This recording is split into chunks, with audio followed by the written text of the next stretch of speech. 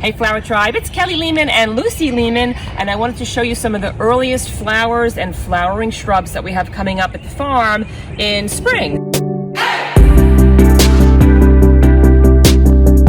So here it is, we're in May, and I'm standing in front of this gorgeous flowering Weigela.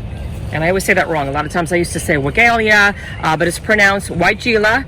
And these are gorgeous, gorgeous flowers that come into bloom. They're not going to last very long because what happens is as it starts to rain, and we just had a huge rainstorm. We're actually filming out in the rain right now. This is what happens once the rain starts to hit them. The flowers start to fall apart a bit, so they don't have a tremendous life on the plant. I'd say they probably last about 2 weeks, as long as it's not raining. And once again, once that rain starts, then things start to fall apart really fast. Same thing with the vase life. They don't have a terrific vase life. They've got these wooded stems, which makes it really hard for the water to travel up and keep the flowers fresh once they're in a vase. It's almost like having like a lilac. So they don't have a tremendous vase life, but they are absolutely spectacular in your garden, in your landscaping. And these gorgeous green leaves wind up staying all summer long. So these make for great flower fillers when you're making a bouquet. So like you'd put these beautiful leaves in all around the flowers. So this is, I think it's just like the pink color. They come in all different colors. There's a wine, there's all different colors, but this is what the pink looks like. But this is the explosion of blooms that we have in this little section of the farm right now. I'm just going to walk you through real fast so you can see how beautiful it looks when it cascades down. So it's a gorgeous look for your garden if you're looking for that kind of romantic cascading type look. So aren't they beautiful?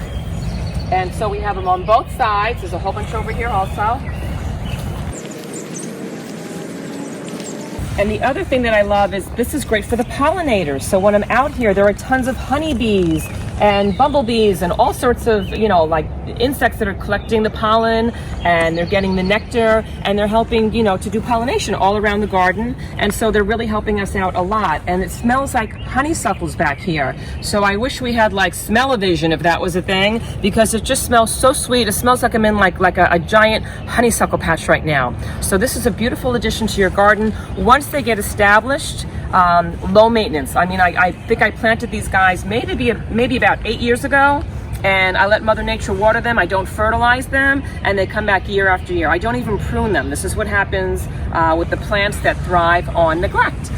I love making giant arrangements out of this flowering shrub because it's so easy. I just take a whole bunch of the flowering shrub stems and I put them in a giant vessel like this water pitcher. So this is just a water pitcher that I got from like, I don't know, TJ Maxx or, Home Goods. And I'm just putting beautiful branches. I'm stripping off the bottom. I'm stripping off the bottom leaves. I'm stripping off the bottom flowers. And I'm placing them right inside the vase that has some water in it. And it's almost like an instant arrangement that's made in just a few minutes.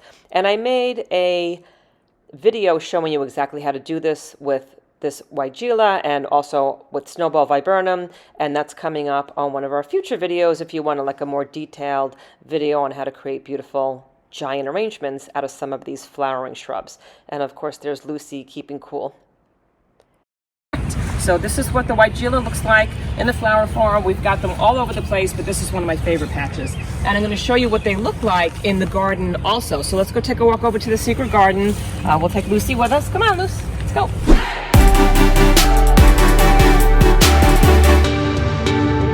Okay, so here we are in the secret garden, and this is what it looks like when it's got other plants surrounding it in more of like a garden type setting. So once again, very romantic. It does tend to get, very bushy and tall, so make sure that if you're going to plant this, you have a large enough space for it. So this was pretty compact for the first, I'd say like 3 or 4 years. It was only maybe half the size, and then it really kind of just took off and exploded over the past few years. So maybe like years 5, 6, 7, and it just kept getting bigger and bigger. And so next to it, though, I want to show you another one of my favorite flowers that comes up in springtime at the flower farm, and that's our peony plants. So this is the first peony for Cranberry Fields Flower Farm this year. This is the winner, and just take a little sneak peek inside. How gorgeous is that? And this bloom is going to burst open. It's going to be tremendous, and you're going to see this gorgeous center, just kind of showing off in just a couple days.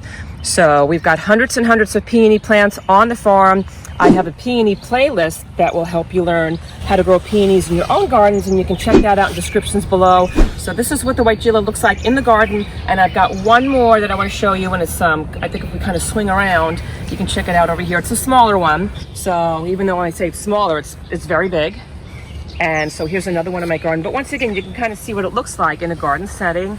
It kind of steals the show. They came in after my lilacs. So next to it over here, I had a giant white lilac bush. And the idea is to have a succession of color in your garden throughout the season. So my white lilacs were in bloom, my purple lilacs were in bloom, and then when they went out of bloom, now the Weigela's in bloom, and you can tell right next to it, I've got like a wine colored Weigela. So this is just, it's the same plant, just a different color, different variety. And you'll notice that these leaves are pure green. They don't have that two-tone variegated leaf, and these are beautiful also as fillers in your bouquets as you're building them out. And so this is a beautiful wine Weigela. So those are the Weigelas, but let me show you another one of my absolute favorites. I know I keep telling you my favorites, but I have another absolute favorite spring flower, and it's my Snowball Viburnum. So let's go check these guys out.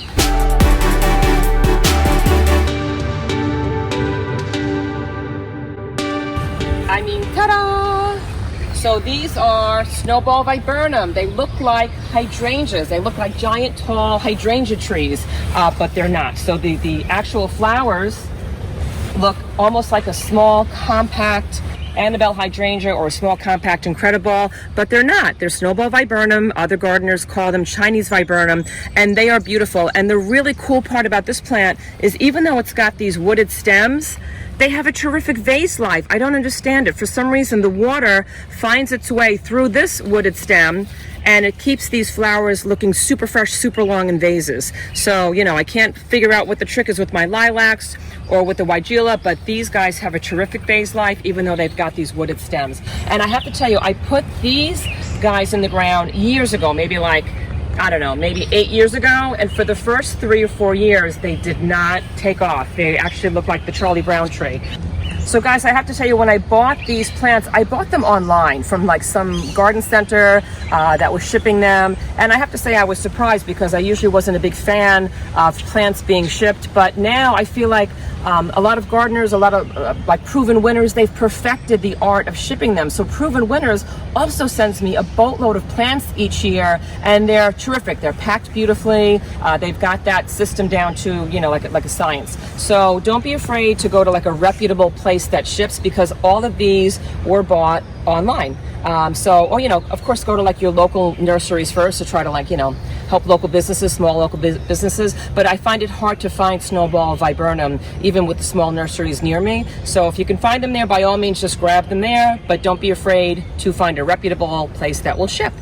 This is the first flower to bloom on the flower farm every year, even before the daffodils, and it's called a Hellebore, and they stay in bloom for months. So these gals started blooming out in February. Right now it's forming its seeds in here, and like I said, it's May, and then what's going to happen is it's going to drop its seeds to the ground, and then it's going to give me more and more Hellebore plants next year. So I'm trying to find one that's open. So these are the little seed pods. This guy's not fully mature yet, but I do want to show you what it looks like.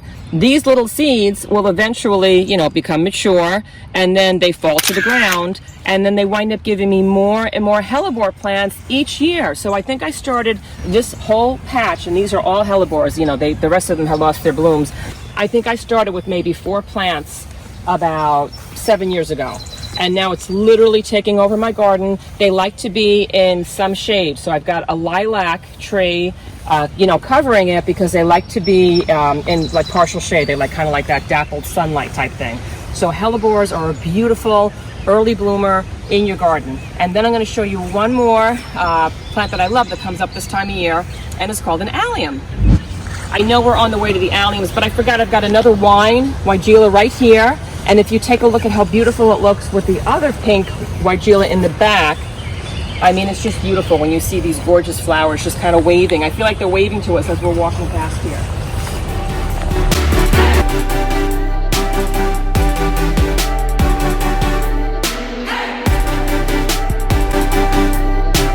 Like, it reminds me of almost like a prom dress, or like, you know, like a gown coming out. And it's once again that beautiful just arced gorgeousness cascading down.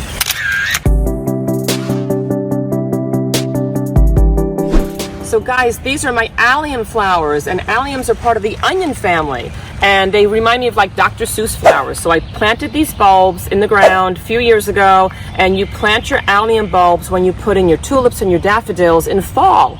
So I put them in, you know, like a few years ago in the fall, and these guys come back year after year, and they come up a little bit after the daffodils and the tulips, and they're just really adorable and so cute and such a conversation piece. And they have some of them that come in different varieties that are like giant, they're like colossal, they're like just giant purple globes. So it's a really pretty point of interest for your spring garden. And once again, low maintenance. I hardly ever even fertilize these guys, and they come back year after year, but it is interesting that they are part of the onion family, so who knew? Okay, so we're back here by my Annabelle hydrangeas, and they're not in bloom yet because it's only May. But once again, I like to have a continual burst of color in my garden. So what I did was I realized I had a lot of space between my Annabelles and this back fence. And what I did was I planted a whole bunch of peonies back here, knowing that they would come into bloom probably about a month before, you know, the beautiful white gorgeous Annabelles came into bloom. But in the meantime, they're providing a lot of interest for the side garden. So I've got this, you know, half the fence lined with these gorgeous peonies. And then once the peony flowers die back, I'm going to wind up having a gorgeous burst of white snowballs. But I want you to see that there's a lot of space that I have between these plants. You need to have a lot of space because both hydrangeas and peonies love to have a lot of circulation here, a lot of airflow. I'm going to get rid of some of these weeds while I'm down here so I don't have to come back later. So you're going to have a lot of airflow down here. So if your plants are right on top of each other, that's not going to be a good thing. So make sure that you have enough space between your plants because air circulation is key. Otherwise, you wind up getting some of those like fungal issues, or you get, you know, like some of the funguses on there because there's so much moisture trapped in there, they don't have that air circulation. So that's what this part of the garden looks like. I wanted to show you another thing. I keep saying one more thing, but this is really the last one more thing. Now is a great time to kind of trim back some of your roses. So we came back here, the team came back here, cut all of like the dead, diseased, and damaged roses that we had from some of these climbers. So we pruned it back about a third, probably about 2 or 3 weeks ago, and we just got rid of all that stuff that was dead, damaged, or diseased. And now we're going to have a beautiful flourishing rose bush that's going to take over this trellis along with some of our grapes. We're growing grapes back here. And then this is going to bring us back to our Snowball Viburnum. I just wanted to show you one more time how colossal these plants get, because you need to know what the scalability of your garden is. So if you're going to put Snowball Viburnum back here, I'm looking back here what I have, about 1, 2, 3, 4, 5, 6, I'd say I have 8 back here. So keep in mind how wide they get, and also keep in mind how tall they get. So in back of them, I've got crepe myrtle trees that once these guys are out of bloom, you know, they're going to get nice and beautiful, you know, the green leaves are going to stay on, but these flowers are going to be gone probably in about 2 or 3 weeks. But once they're gone, my crepe myrtle is going to burst open with gorgeous, beautiful pinks and purples, and then they will take over the color show for the rest of the garden for the rest of the summer.